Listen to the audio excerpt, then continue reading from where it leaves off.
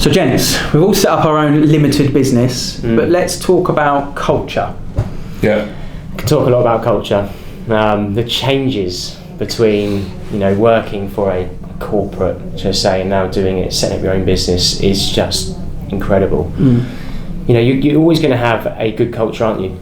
To some extent within a corporate, but you're not going to sit in with everything in line. You're not going to be able to express yourself and do things the way you feel you can do things, because you're told actually it has to be this way, or that's the way we do it. Someone else's. It's someone else's idea, and it can be right, but a lot of it can be wrong. So you can't be yourself.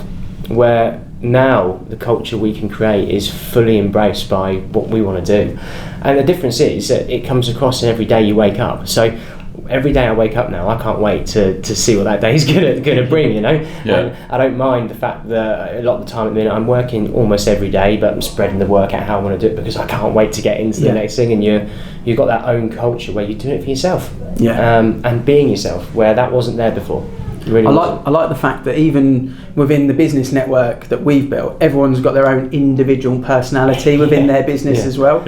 Even down to like me and Mike, I'm completely different to Mike, so we have our own identity with how we operate, and I quite like that element of things, because you be yourself. Yeah, definitely. And I think from my point of view, coming from the developer world, is I'm no longer having meetings for meetings for meetings. And that was the biggest bugbear of my, I'd say, the last 2.5 years of my involvement within the corporate world of developers, was you'd have a meeting on a Monday to discuss the meeting for the Tuesday, then you'd have a meeting on the Wednesday to pick over the bones of the meeting on the Tuesday, and then you get to Thursday, it's like, right, have you done this? It's like, well, because I've been in meetings Monday, Tuesday, Wednesday. And you get to a point where you think, you just cut the meetings out, you don't need the meetings, especially nowadays where, a lot of the discussions we have are either Instagram, whether it's via Zoom, whether it's via Skype. So we can do that without having to travel the distances that we have to travel. And everybody's aligned to each other, and everybody's talking to each other, and everybody's in front of each other. But without sitting around a table. I know that's what we're doing now. I know you mean. But it was the biggest frustration. I think if you ask anybody in the developer world what the biggest frustration is, it would be hands tied through meetings. And not being able to do the job that you've employed to do. I massively agree with that. I think slightly controversial, but I think when you've got a business owner of an estate agency that's got X amount of staff below them, it's built around what they believe culture is and how they used to operate. Maybe they've not been a estate agent on the front line for 10, 15, 20 years, and what they're trying to embed in people is the way that it used to be for them. And the meetings are often a control freak scenario where they just want information. You give them information and then they tell you the way it used to be for them, and it's kind of not relevant anyway, because times move on so quickly that how a estate agency was 10 years ago is irrelevant to what it is now. And that culture, when you can actually do it yourself, it's you from start to finish, and it's just a nicer way to operate. I found it never feels like work to me. No, it doesn't. It doesn't feel like work at all. No, it's just I wake up in the morning and I know pretty much what I've got to do, because I've always been regimented that the night before I close my day book, I will look and see what's in the diary for the next day. I'll look in on my computer and see what's in the diary. So I know pretty much what's in store for the next day and the day after. So it's a much more relaxed way of doing things, rather than waking up thinking, I've got this meeting today and who's going to try and trip me up now, or who's going to do this now in the meeting. And it's just working for yourself. I think it just gives you a much more clear autonomy in your journey on which way you're going to go. And a lot of people think in a estate agency you can't just set up on your own because it's too expensive, or it's a risk. I personally think the biggest risk is staying within someone else's control. That was a big part of me wanting to set it up. You're in someone else's hands, whereas now you're not. You're not going to make yourself redundant. I'm not going to. I'm sure of it. Unless you have a really bad morning.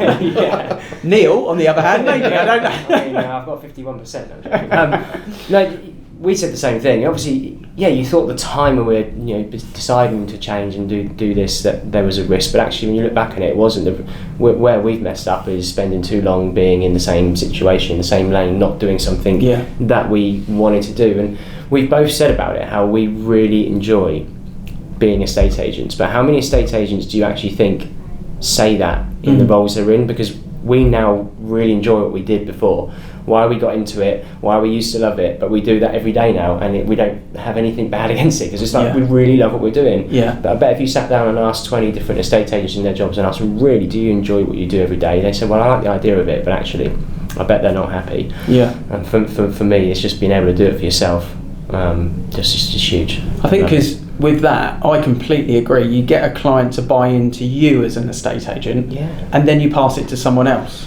And that's not a nice experience for you as the employee or for the client, but the enjoyment factor is you see it through from start to finish. Yeah. There's no Chinese whispers in the office, No. and you know what you've said to the client, and you know that the client has got a level of trust for you. Part of their life journey as well. It's really and they remember you. They're going, oh, it's Dan in the pink. Do you remember that guy? It's like and you get that relationship of recommendation, because they're happy to proactively recommend you because you become their agent. I mean, I had the one which I spoke to you about the other day when I was over in Slough, and I got there at 8:30 in the morning. I'd purposely set myself up to be there for the day. And as I was going into the building, one of the clients who I've just sold a house to gave me the biggest wave you can ever imagine. And it was like, hi Andy, how you doing? And that automatically made me feel, oh, great, I'm going to have a good day. And then an hour later there was a knock on the show home door, and she'd walked back from town with a hot chocolate and some cake. Amazing. And it was just like... It knows you well. Yeah, she does, yeah. Could have been chocolate cake, but it wasn't. But just that little thing, mate, that was me for the day. I was set for the day. Yeah. You know, she might not even do that for family and friends, but she did it because she saw the effort that you'd put into her. Yeah. She wanted to give you a little something back. Yeah, and I suppose the benefit from what we do is that from day one to day whatever, when they day completion, that's us, that's me, I've done that, we've done that, you've done that on your transactions, and you've done that all the way through. And that for me is an amazing sense of worth, self-worth. No better reason to leave an employed life than to do that and experience that, because it makes it all worthwhile with a big tick. Yeah, I mean the amount of times when I worked for one developer and we did, I think 1 June it was 126 completions in a June, obviously year end, and at the end of June there was no praise, no thank you, that's your job, that's what you have to do. So you get all the big wigs that get their bonuses, and you get us lot who were doing the showing, the viewing, doing the tours, doing the home demonstrations, handing the keys over, organising the removal vans that they're not all parked in one place, working till 8 o'clock, 9 o'clock at night. But that's your job. Yeah. There we go. That's the difference. That is the difference.